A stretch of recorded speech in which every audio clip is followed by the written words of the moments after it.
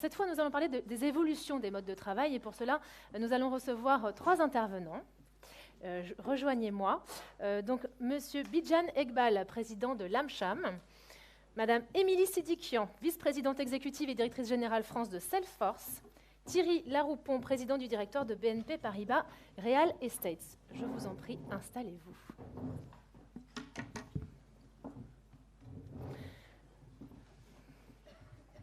Merci d'être avec nous.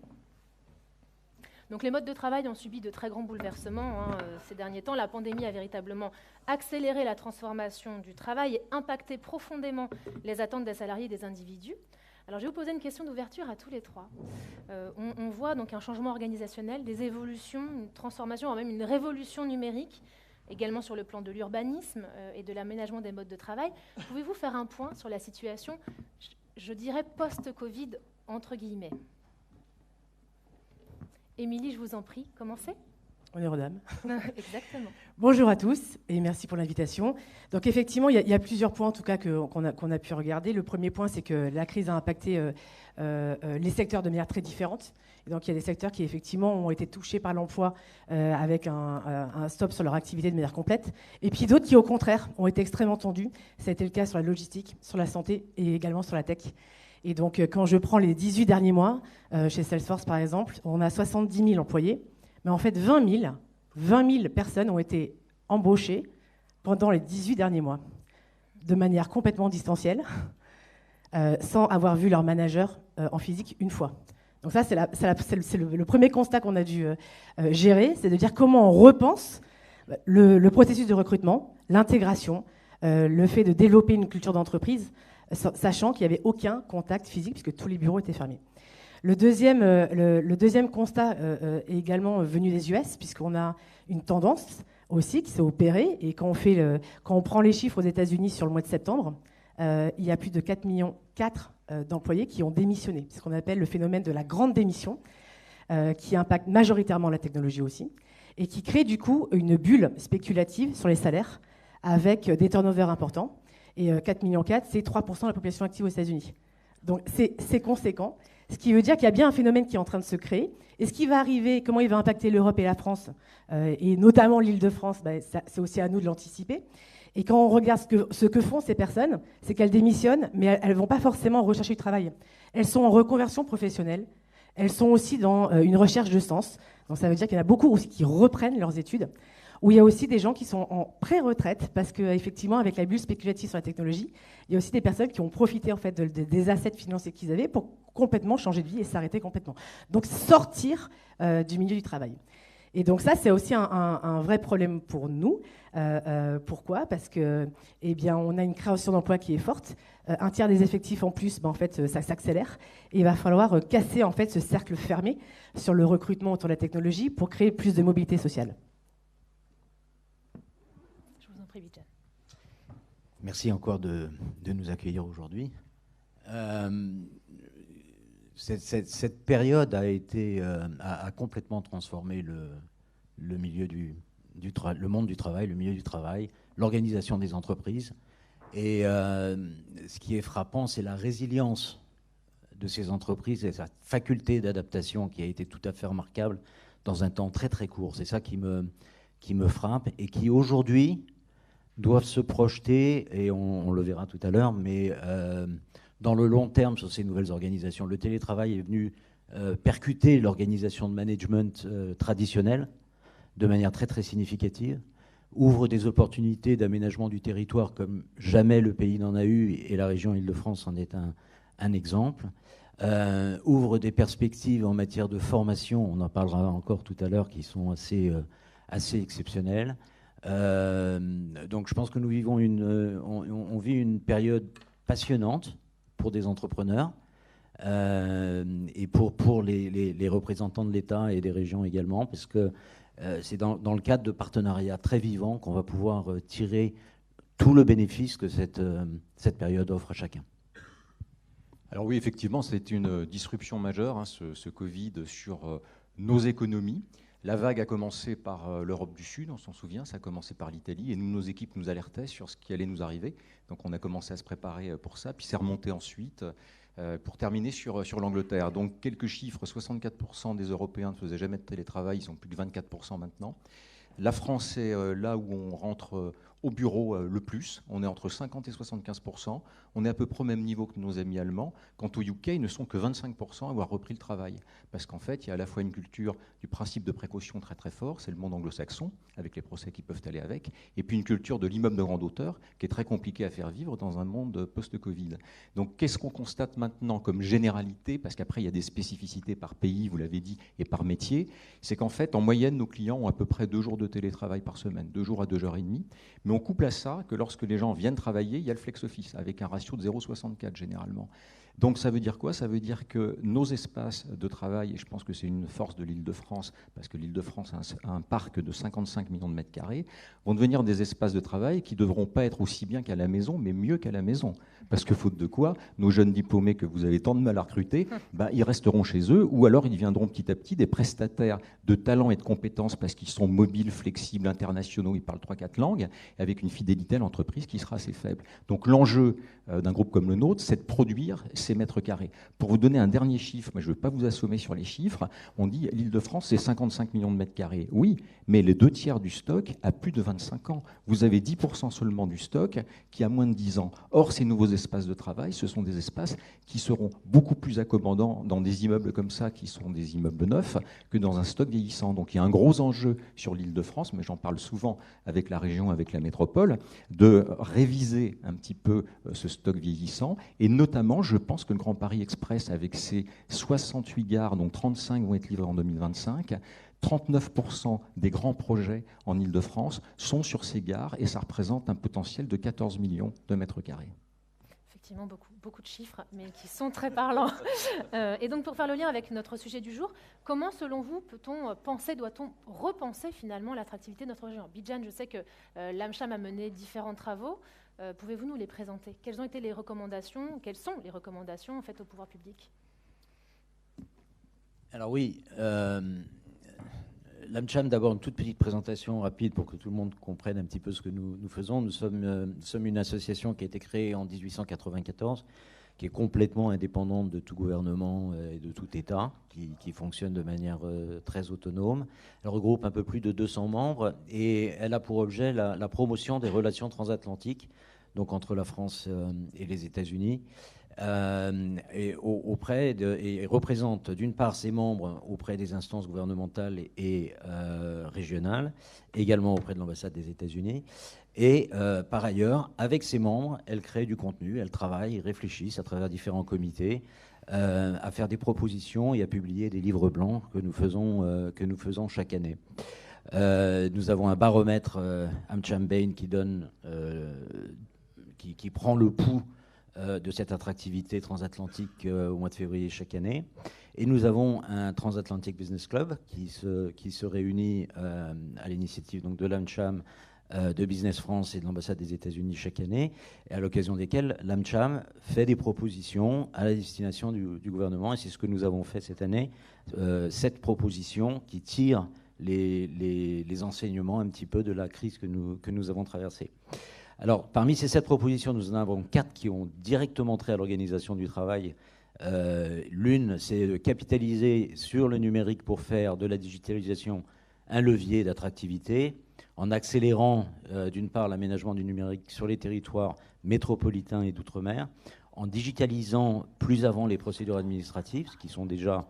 on a fait beaucoup de progrès dans ce domaine, mais il y a encore des progrès à faire. Et en créant un statut d'e-résident pour attirer des entrepreneurs étrangers qui seront installés éventuellement à l'étranger, mais qui pourront avoir une présence en France et de ce fait peut-être participer aussi à la génération de licornes que nous attendons dans ce pays. Mettre en place par ailleurs un environnement de travail qui favorise l'agilité et l'innovation dans un monde de travail hybride, tout en préservant la culture d'entreprise, en proposant un cadre réglementaire flexible du télétravail qui puisse s'adapter aux spécificités de chaque secteur. On a commencé à le faire, mais là encore, il y a du travail à faire. Favorisant la création de tiers-lieux, l'idée étant d'utiliser tous les bâtiments publics qui sont abandonnés, qui ne sont pas utilisés, et de les transformer en tiers-lieux, justement, où les gens vont pouvoir venir en coworking partager leurs expériences, définir un cadre réglementaire pour la sécurité des salariés. Là, l'idée, c'est qu'on sait que l'employeur a une responsabilité vis-à-vis de ses salariés de donner des conditions de travail sûres. Et évidemment, avec le télétravail et la manière dont ça s'organise, c'est quelque chose qui devient beaucoup plus flou du côté de l'employeur également. Comment est-ce qu'on maîtrise ça? Comment est-ce qu'on sécurise le donnant-donnant, le gagnant-gagnant?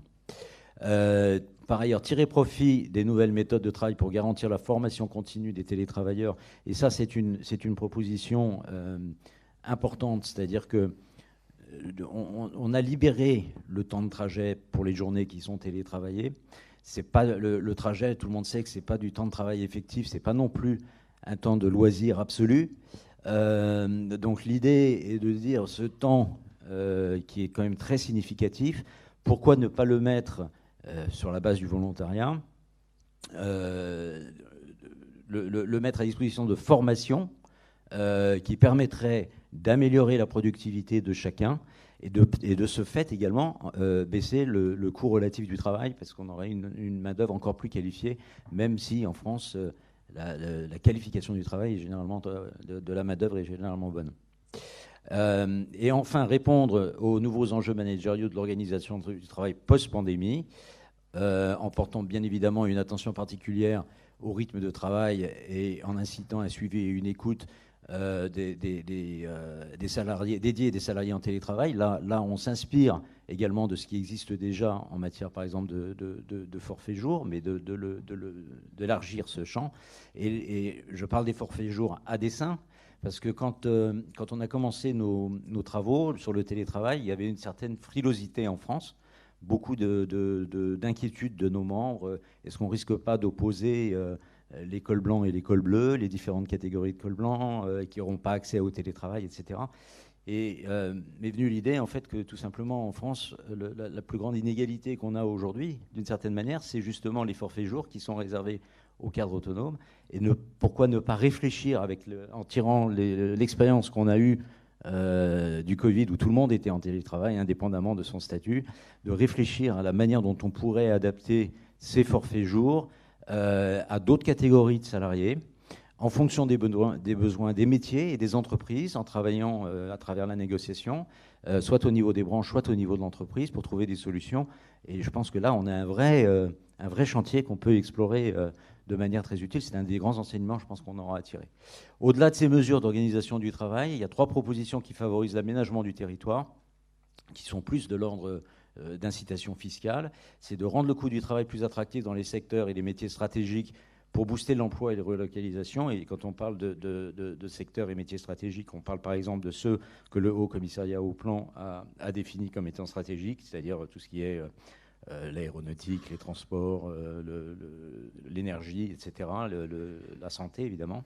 Encourager les entreprises à transformer leur appareil productif pour le rendre plus innovant afin de maintenir et renforcer la production en France par le biais de diverses mesures d'ordre fiscal, suramortissement, abattement ou exonération temporaire, ou encore amortissement du goodwill, et flécher l'épargne des Français pour financer l'innovation. Voilà un petit peu, en très très condensé, les travaux sur lesquels nous avons travaillé pour renforcer, encore une fois, l'attractivité de la France à la sortie de la crise que nous traversons, même si je ne pense pas qu'on en soit complètement sorti encore.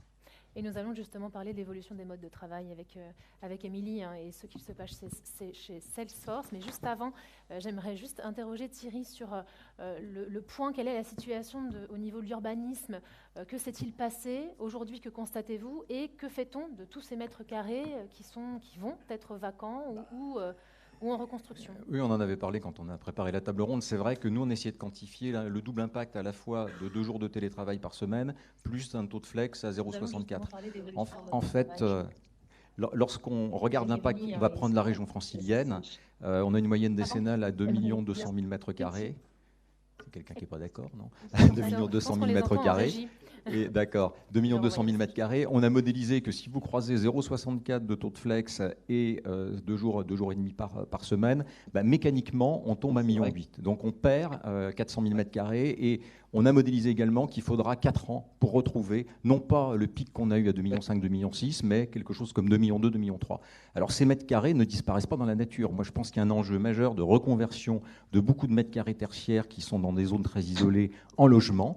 Nous on vient par exemple d'acheter une opération de 30 000 mètres carrés située à Clichy, dans de la Seine, qu'on va reconvertir en logements sociaux, logements d'urgence, logements étudiants, logements seniors, logements en accession. Il n'y a pas que du logement en accession et le bilan tourne. Ça c'est le premier enjeu, donc toute une partie de ce parc. Le deuxième enjeu, c'est lorsqu'on produit sur ces fameuses gares du Grand Paris, parce que dans Paris c'est complètement congestionné, mais les 68 gares, dont 35 en 2025, c'est un gisement de 14 millions de mètres carrés potentiels. Ces mètres carrés qui sont attendus par nos clients, tant par la commande publique que par l'acceptation citoyenne de l'acte de construire, qui est un point très très sensible, que par les investisseurs, c'est d'avoir maintenant une porosité des usages. C'est-à-dire que nous, on travaille sur plusieurs thématiques qui sont, petit 1, la thématique de la réversibilité. Ce qu'on construit en bureau pourra peut-être devenir du logement. On a une thématique du réemploi, du faire avec, de la frugalité, de l'énergie positive qu'on met dans les bâtiments. Pourquoi ? Parce que l'industrie immobilière produit 38% des émissions de CO2. Donc là, on a un rôle majeur par rapport à la société. Et puis ensuite, moi je crois beaucoup à cette porosité des usages entre, par exemple, un socle actif qui sera un socle avec les nouvelles mobilités douces, avec du commerce de proximité, avec des commerçants de proximité, et puis ensuite un panachage sur la superstructure entre des produits qui peuvent mélanger de l'hôtellerie, de la résidence-service, de la résidence senior, de l'accession, et de l'espace tertiaire. Alors, moi, mon rêve en plus, c'est de rajouter là-dessus une résidence étudiante, parce que ça permet que tous ces univers cross-sell. Donc là, on travaille par exemple sur une opération à Bagneux, où vous avez, sur une des futures gares du Grand Paris, 2500 logements qui vont être produits, avec à côté un parc tertiaire de près de 100 000 mètres carrés tertiaires. Dans toute la partie programmation, on a largement associé les citoyens. Ils ont priorité d'accès sur les acquisitions. On a mis avec la banque un parcours de fast-track pour que leur dossier soit traité d'une façon tout à fait suivie. Et puis, entre-temps, on fait de l'animation de quartier, on recrée un marché, on préfigure un lycée qui sera un des premiers lycées de Bagneux, lycée public. Donc voilà, donc, on a cet impact citoyen. Et moi, je trouve que, je suis tout à fait d'accord avec vous, c'est une occasion unique de revisiter nos métiers. On aurait mis 15 ans à le faire. On serait resté dans la zone de confort. Là, on n'y est plus. Il faut y aller. Donc une belle accélération. Et donc Émilie, Salesforce, très grande entreprise de la Silicon Valley, vous avez un certain avancement sur le future of work. Que constatez-vous et quels sont les conseils, vos conseils que nous pourrions appliquer pour rendre attractive notre région Île-de-France et puis notre territoire national français ? Donc effectivement, Salesforce était à San Francisco, j'ai vu sur le classement, mais Paris n'a pas à rougir, on va le voir juste après, puisque effectivement on fournit en fait des outils et des plateformes technologiques, donc ça veut dire qu'on opérait déjà, on faisait déjà du télétravail avant, et on avait déjà donc du coup des outils, une pratique, une culture d'entreprise où on pouvait se permettre d'être déjà en hybride. Ce qui a changé avec le Covid, c'est qu'il y a un vrai changement de paradigme avec nos employés. Et on a décidé ensemble, c'est-à-dire que quand on a fait le sondage en disant qui veut revenir au bureau de manière complète, il n'y avait que 1% qui voulait vraiment revenir au travail. Donc on se dit, c'était massif. Est-ce qu'on allait se mettre à imposer des jours par semaine ou des jours par mois ? C'était compliqué, parce qu'en fait, il y a aussi une diversité des métiers. Donc il y a certes, dans la technologie, les métiers du service, la partie commerciale, mais en fait, en France, on a aussi un centre de R&D qui est distribué entre Paris et Grenoble. Et on a aussi des data centers qui doivent être opérés 24/24. Et donc du coup, quelle que soit la population, on essaie de se dire, est-ce que finalement l'usage et le retour au bureau doivent se faire de manière différenciée ? Et puis la réponse a été non, par les employés. Et en fait, on a mis en place donc une charte de flex office où on a décentralisé la prise de décision et on a laissé chaque manager, donc c'est vraiment au niveau local, décider avec son équipe de la manière dont on allait revenir et utiliser les bureaux. Donc ça nécessite quoi ? Ça nécessite effectivement d'avoir les bons outils pour traquer qui revient à quel moment et gérer la sécurité et du coup aussi l'espace. Ça nécessite également de repenser le style de management et du coup de se baser non pas sur une culture du processus, mais une culture du résultat. Et donc de changer la logique RH de management pour qu'on puisse être basé sur la confiance, puisqu'on va pas forcément de manière physique la personne. Et puis quand on avait eu peur, parce que cet été, il y avait les grands journaux qui titraient 25% des Français vont déménager cet été. Non mais c'est vrai. Et donc on s'est dit, est-ce que ça va être pareil pour nous ? Et donc on a regardé depuis le 1er juillet l'ouverture des bureaux. Donc là on a 4 mois d'analyse. En fait, c'est pour ça que je vais nuancer un petit peu peut-être la partie d'avant, mais en fait, c'est vrai. Ça veut dire qu'on a eu à la fois un déplacement des gens qui étaient Paris intramuros, avec effectivement un employé sur 4 qui est parti sur l'Île-de-France, à la recherche d'une qualité de vie qui avait déjà été opérée pendant la phase de confinement complète. Et puis on a aussi eu pratiquement 22-23% de personnes qui sont parties en région et qui ont quitté l'Île-de-France. Et donc pour nous, c'est d'arriver aussi à trouver le bon équilibre entre des bureaux qui, de toute façon, avec une vague de croissance, demeurent. Donc la logique n'est pas de se dire est-ce qu'on va venir rendre des bureaux, on garde ceux existants. En revanche, le ratio commence à monter de 1 pour 4 au niveau des sièges. Donc ça veut dire qu'il va falloir qu'on soit intelligent sur la manière d'utiliser le bâtiment. Et donc l'objectif est de dire, dès qu'on est sur du travail individuel, c'est à la maison, et on vient attirer les employés sur du collectif, de la culture d'entreprise et du travail d'équipe et de création. Et ensuite, dans les régions, c'est d'arriver à mettre en place des hubs. Et donc, là aussi, on est très à l'écoute de ce qui se passe sur le marché. Donc, il y a Accor qui a effectivement lancé des nouvelles modalités, par exemple, de flex office. Il y a sûrement d'autres modèles qui vont arriver. Et donc, c'est de regarder comment on va finalement investir en propre sur des bureaux, mais également mettre en place des corners régionaux qui seront à disposition des employés plutôt en mode d'abonnement. Bijan, je vous en prie. Oui, ce que vous venez de dire, vous avez prononcé le mot culture d'entreprise, je pense que c'est absolument clé. Et Thierry, vous avez un rôle très important à jouer. Vous parliez de l'aménagement des immeubles, la qualité de vie dans l'entreprise. Moi, pour avoir un cabinet qui est très important en termes d'implantation dans le monde et des bureaux qui évoluent et qui sont ouverts d'année en année, je constate que les bureaux qu'on a ouverts dans certaines villes ou qu'on a développés ou dans lesquels on a déménagé dans certaines villes il y a 4 ans, par rapport à ceux qu'on ouvre aujourd'hui, sont déjà obsolètes. Et le grand challenge qu'on a dans cette ère post-Covid ou dérivée du Covid, c'est de maintenir la culture d'entreprise.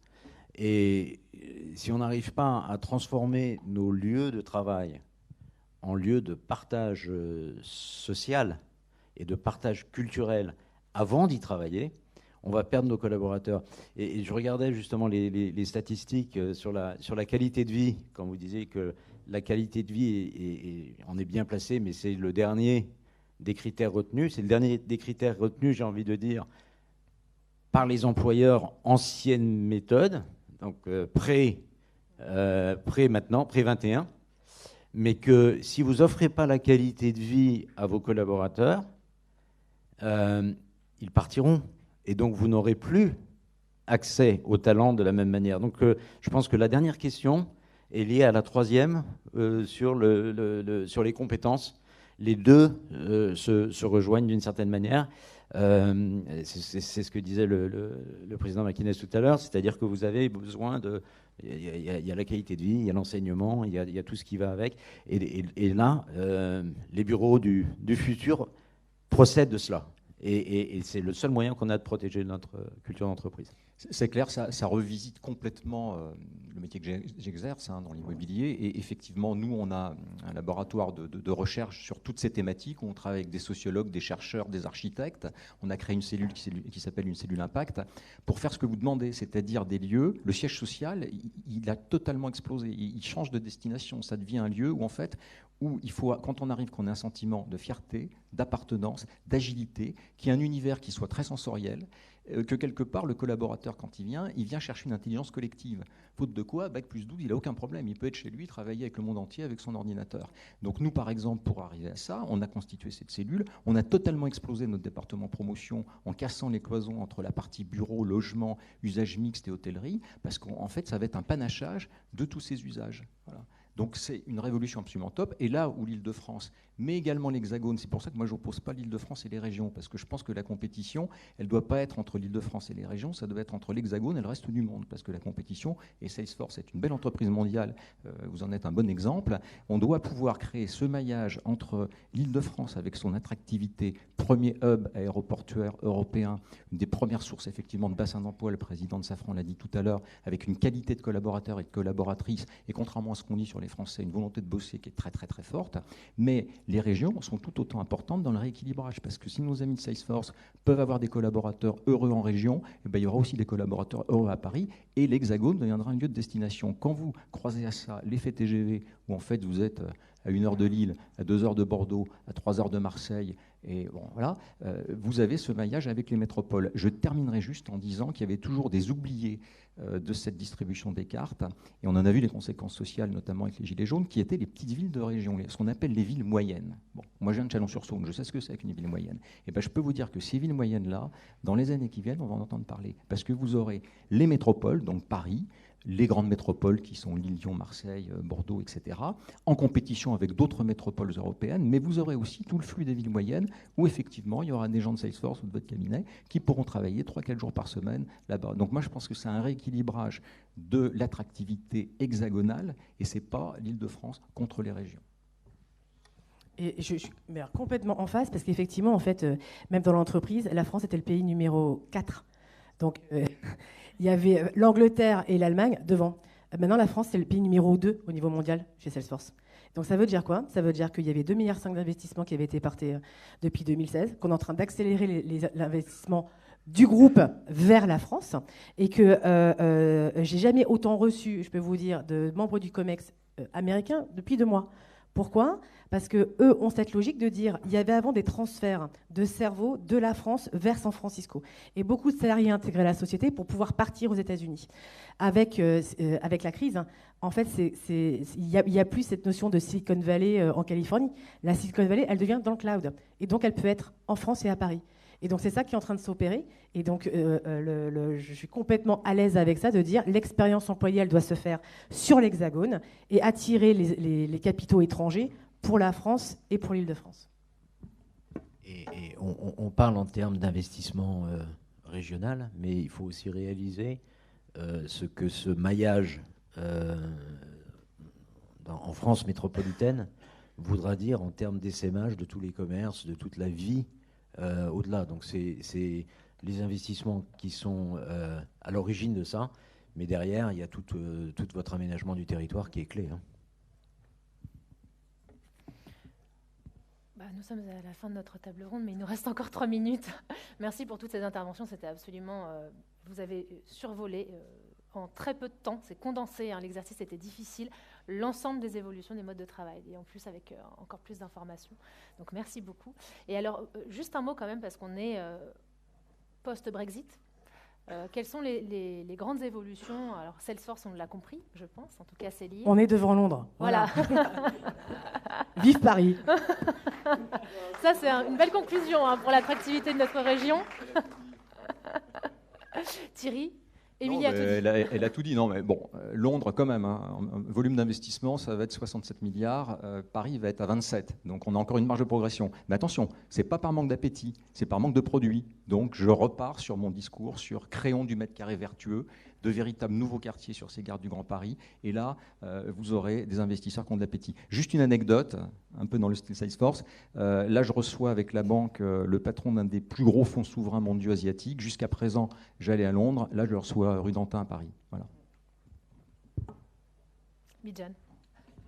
Oui, enfin, moi je suis avocat, donc je constate également parmi mes clients internationaux que là où il y a quelques années, quand on commençait à parler du Brexit, la France n'était pas vraiment sur la carte. Aujourd'hui, elle est complètement redevenue au détriment de certaines villes allemandes en matière financière, par exemple, où finalement les institutions financières sont venues s'installer et développer un nombre de services qu'ils n'avaient pas forcément prévus à l'origine en France. Donc voilà. Et donc, pour conclure le vrai message de fin de cette table ronde, Thierry, je vous ai entendu le dire tout à l'heure, on est sur l'idée d'une réflexion qui est globale au niveau de notre territoire français, c'est ça?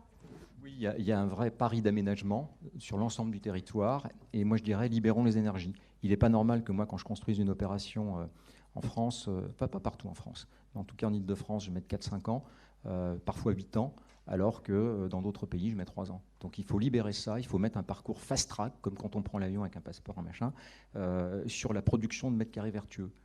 Donc halte au recours abusif, il faut les pénaliser. il faut les faire payer. Il y a un exemple à Marseille bien connu. Il faut nous permettre de libérer ces énergies. Pourquoi? Parce qu'en plus, c'est de l'emploi non délocalisable. Les gars qui travaillent sur nos chantiers, on travaille sur les chantiers. On a de l'emploi de proximité et on crée des mètres carrés qui sont beaucoup plus vertueux que certains immeubles qui sont des fours thermiques construits dans les années 70. Donc voilà, c'est ça le message. Bijan pour l'HMAM. Oui, je rejoins ce que dit Thierry, parce que lors de notre Transatlantic Business Club, on a eu exactement la même remarque, c'est-à-dire qu'il y a certaines lenteurs administratives qu'il faut que nous continuions à surmonter. On a beaucoup commencé, et en tant que président de l'AMCHAM, moi je suis un grand fan des régions pour les avoir vues fonctionner à l'occasion de certaines situations de mes clients. Et je peux vous assurer que quand la région se met en marche, en route, ça fonctionne très très bien et ça permet de trouver des solutions qui sont innovantes. Il ne faut pas oublier, on a des problèmes d'investissement dont on a beaucoup parlé aujourd'hui, mais vous savez aussi prévenir des désinvestissements. Et ça, c'est tout aussi important. Il faut investir et aussi innover pour prévenir des désinvestissements et convaincre les gens de rester. Bien, nous avons tout pour réussir. L'attractivité, c'est aussi, on l'a parlé, l'entreprise qui doit se repenser, la mise en place de lieux de vie où on réinvente le vivre ensemble. Et puis, c'est surtout une notion d'écosystème. Et donc, c'est chacun qui doit arriver à mettre un petit peu sa pierre à l'édifice. Merci beaucoup. Merci à tous les trois. Merci.